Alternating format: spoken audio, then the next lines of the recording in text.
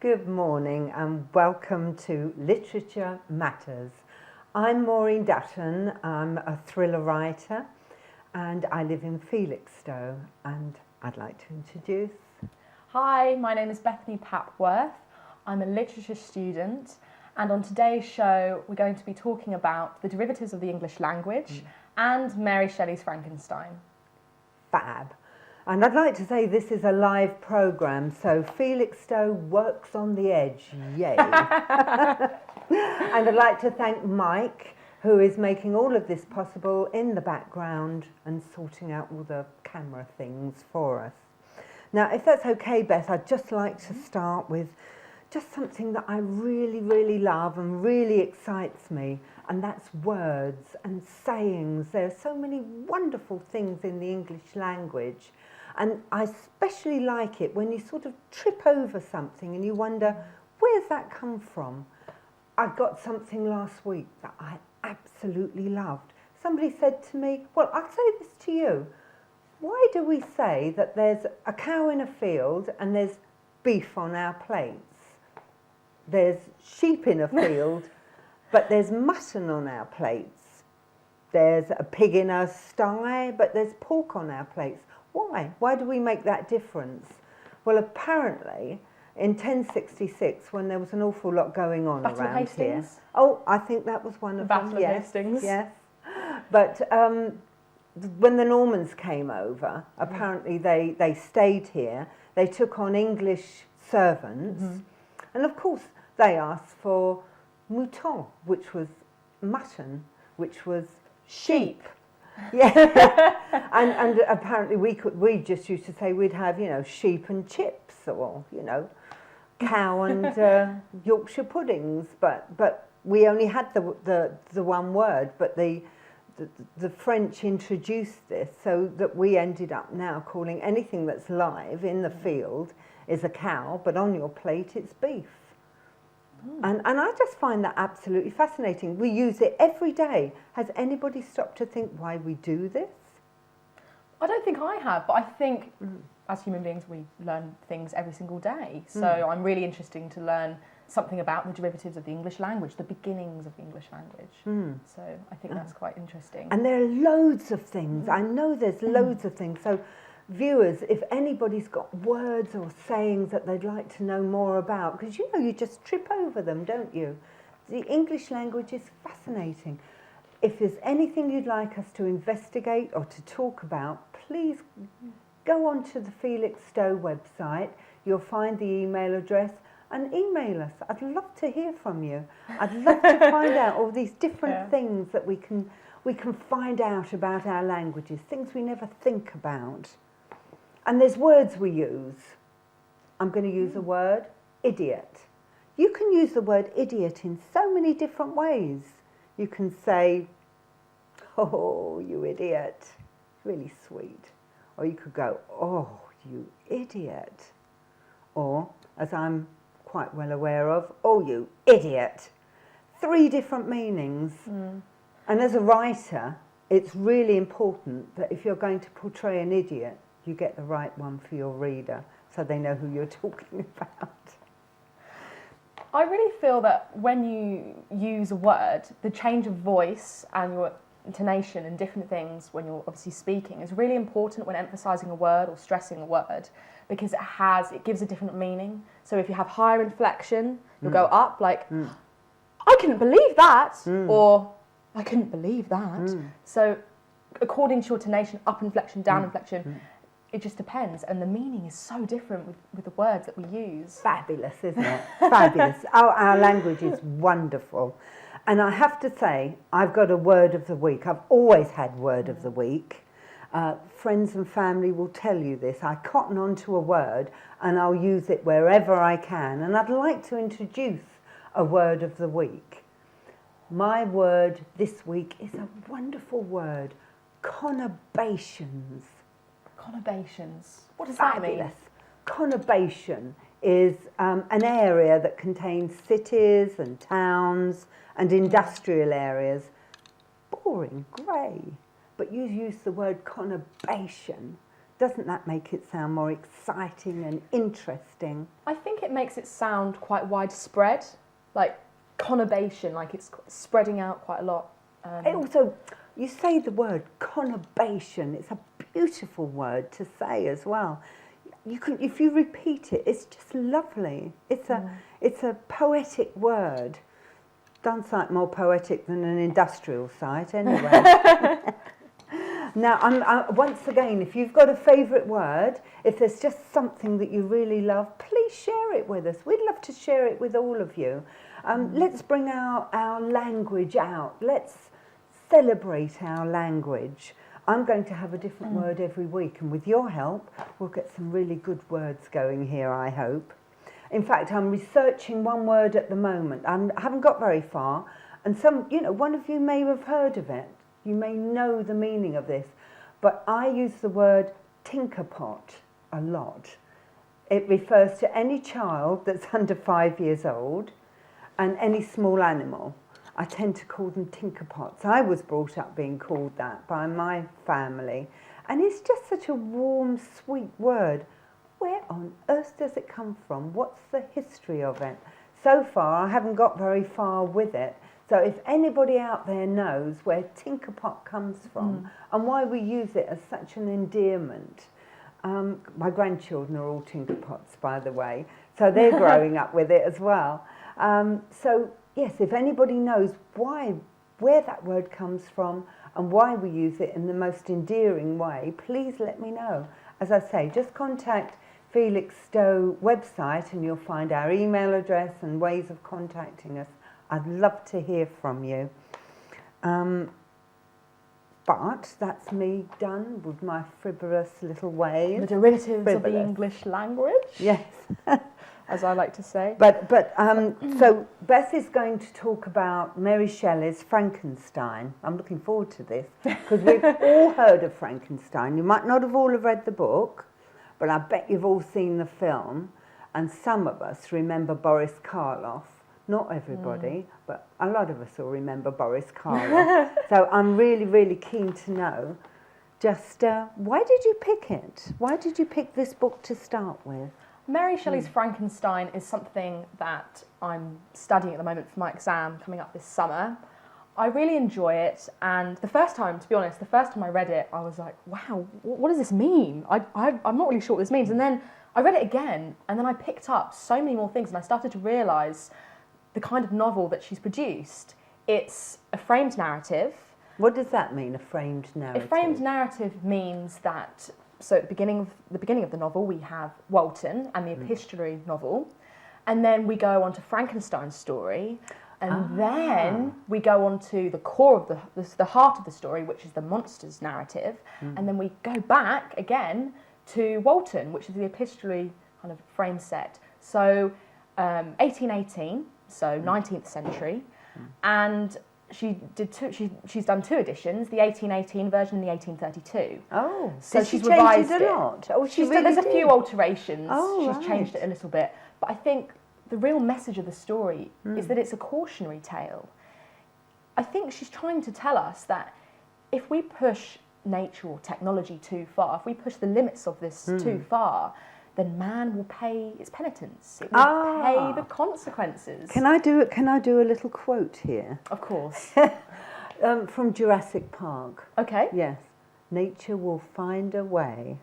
Nature will find a way. Yes. Or, as I might say, nature bites back. So yes. I think nature is described in many ways in this novel.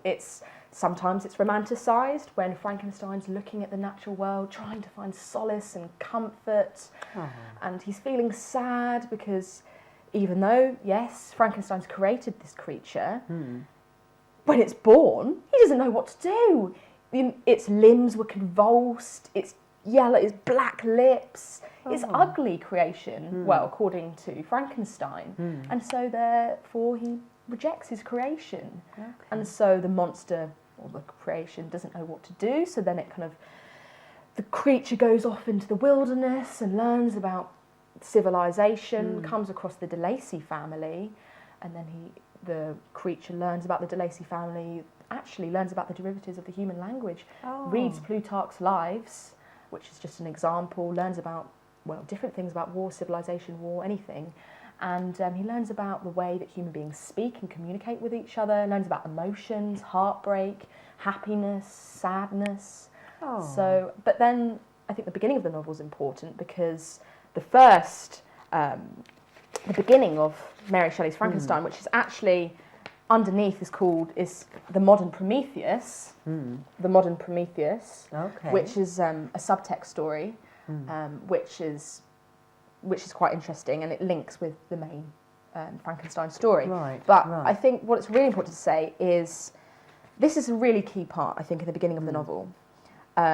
And obviously right here we have, to Mrs. Saville, we have the epistolary start. So we have Walton telling us about ambition and that he's going to parts of the North Pole to discover the secrets of life. I shall satiate my ardent curiosity with the sight of a part of the world never before visited, and may tread a land never before imprinted by the foot of man. These are my enticements, and they are sufficient to conquer all fear of danger or death. And then a passage near the pole to those countries. Can I ask, this doesn't start then with Frankenstein? This No, starts with Walton in the Who is epistolary Walton? start. Walton is an avid explorer. He's trying to explore something never before man has tried to impart on or tried to discover. So it really is, and he's writing to his sister, and he says to Mrs. Saville is his sister, and we're not always given a precise date, which is very ambiguous because we're given Archangel March 28th, 17, so we're given this hiatus break. I think that's really interesting. What she's done, she's crafted the literature very precisely. The sister's called Margaret. Is that Walton's sister? Walton's sister, yes. So I think I'm just trying to find out, where does that link in with Frankenstein? Where does Walton come into Frankenstein? Walton discovers Frankenstein actually towards the end of the novel. He discovers Frankenstein's monster, of Frankenstein and what he's doing. We have the flashback. We have the end of the novel at the beginning of the story.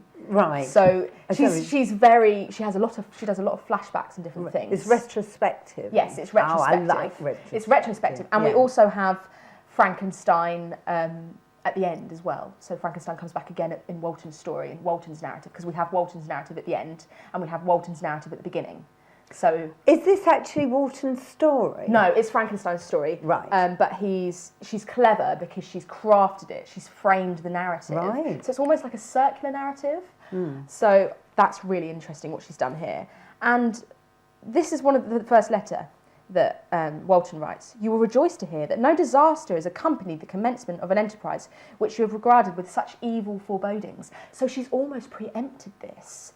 She's thinking in her mind, what's going to happen next? It's a trigger. It's a trigger. It's a trigger to get you to read more. I love triggers. It is a trigger. And moving on, there's the 4 or 5 letters written, and then we go to chapter 1. Now, this is Frankenstein's narrative.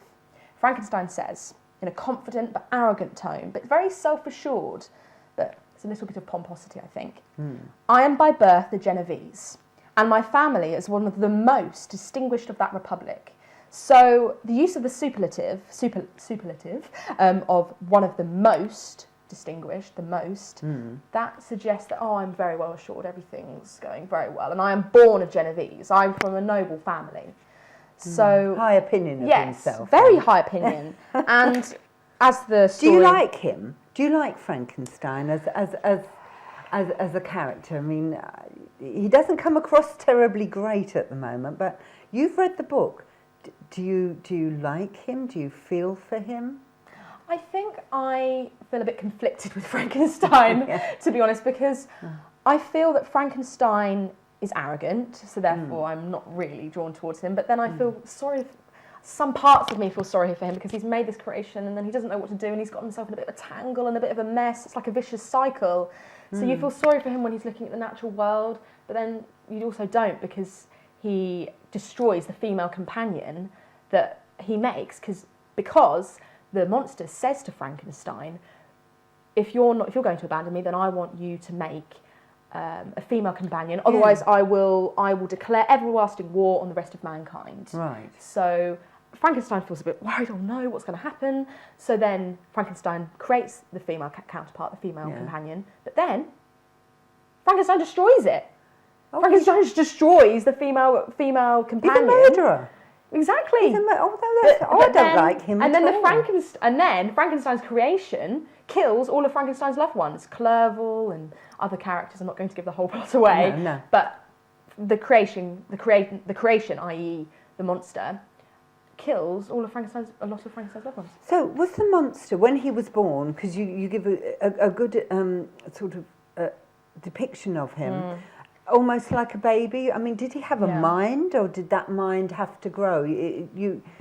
It's almost as if he had a baby's mind. Do you think that? Was he born with a mind?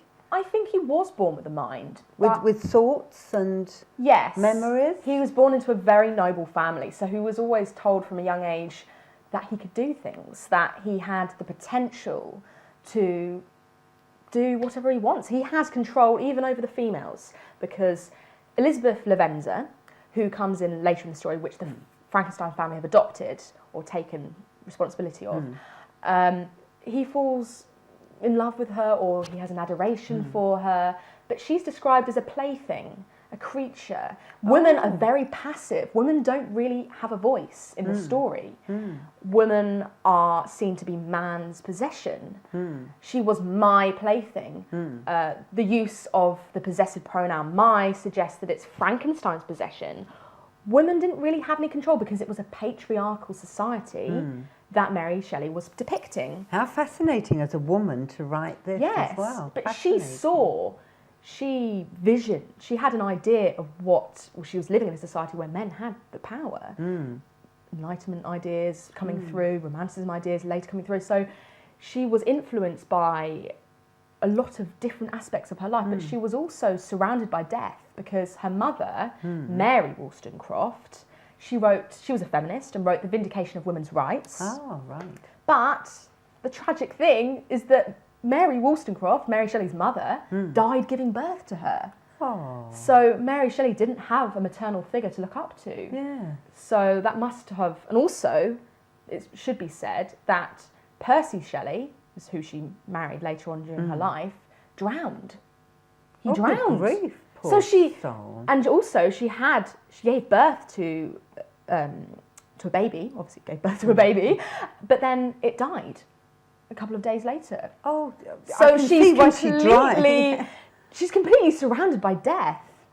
Very dark stories. That it's explains really dark. why she writes such. And also, Frankenstein, to me, has no warmth about him.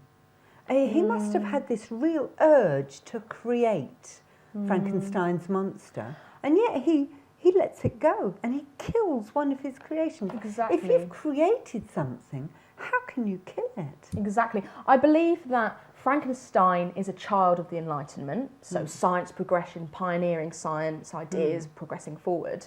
But I also believe that it could be read, potentially be read, that the monster is a child of Romanticism, because he's learning about the De Lacy family, the language, feelings, emotions. Oh, from the sidelines, though, Yes. not up front. The core of the novel. Yes, he's watching it. Oh, that's really But sad. something that Mary Shelley does very, very well is the Gothic genre. Now, I think this is very good, because the Gothic, she slips in and out throughout her entire novel. She blankets it, and it's... I'll give you an example. The Gothic was chaotic, ornate and convoluted, excess and exaggeration, the product of wild and civilised. This is what Punter said. Also, it should be said that Frankenstein is the ideal Gothic hero, in that he experienced violent mood swings. He's pale when he's created this monster, because he doesn't know what to do. He starts feeling, he has a nervous agitation that drives him almost to insanity. A phenomenon that originates in the late 18th century, a phenomenon that begins as an embrace of counterfeit medievalism or as a medieval revival. It also should be mentioned that oppositions and opposites are very prevalent and very well known in Mary Shelley's novel. Gothic works are not fully achieved works, they are fragmentary, inconsistent and jagged. I think this quotation identifies the importance of uncertainty and incompleteness within the Gothic worldview. Okay. So we have these ideas of binaries and opposites. I think also going to mention that Frankenstein oscillates between extreme hubris and aspiration to the hopeless depths of utter despair. So Shelley has, whether intentionally or not, created Frankenstein as a character with great sensibility. He is very highly strung, demonstrated by his physical and mental declination following the animation of my wretch. He calls him wretch, abhorred. Satanic language is used. I think that's almost reminiscent of Paradise Lost. Milton's Paradise Lost is, the fall of mankind. But why did he do it? If you're creating something, it sort of doesn't ring true. You think if you're creating something, he shows no pride in what he's created. He not only makes something incredibly ugly by man's standard, but he doesn't love it at all. He has no pleasure or pride in what he's achieved, and he almost throws him to one side. But he's created a human being. I don't like Frankenstein at all. I think Frankenstein, primarily, he is a scientist. And the parody of a scientist, usually a cold and clinical person, logical and reasonable, also having traits of sensibility and prone to being emotionally moved by events in his life. So he's meant to be this, it was depicted stereotypically, a scientist, cold, clinical, professional, precise, but actually he's an emotional wreck in some aspects of the novel. But also Frankenstein experiences the sublime, which is key to romanticism, the heightened feelings that being in touch with your emotions brings, but also the cold rationality created by his own scientific mind.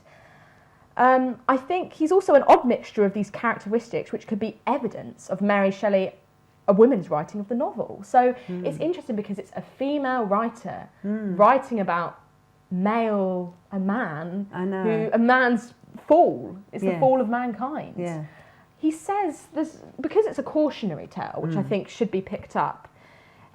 He picks up imagery of a serpent. He warns Walton that if you push science too far, the serpent will sting you. The idea of poison. So where you've mentioned Walton again. Where the heck does Walton come into this? We see him at the beginning. We see him at the comes end. Through. Where does Walton figure in all of this? Does he come and stay with Frankenstein? No, he meets him at the end of the novel. Walton meets him, and Frankenstein's a mess. He's been tortured by his creation. He's wreaked havoc on everything that he loves, and he meets him on a ship because because Walton he's on a ship trying to discover the North Pole or progress science. So he meets him with two dogs on a sledge, on a sledge, and he takes him in. It's hospitality. He nurses him. He tries to make him better. So Frankenstein was escaping, was he? Yes, he was escaping from the monster. What a coward! Yes, he runs away. Oh no, I can't cope. Don't like him at all. No, he definitely can't kindness. cope. Total coward. He hasn't got a lot going exactly. for him. I think this is really important. I'm going to just a quotation that I think. Okay. There is an expression of despair and sometimes of revenge in your countenance that makes me tremble, dear Victor. Banish these dark passions. This is Elizabeth speaking. Elizabeth Lavenza is telling, is expressing her feelings. Elizabeth's warning to Frankenstein to rid these dark passions. Please try and just calm yourself.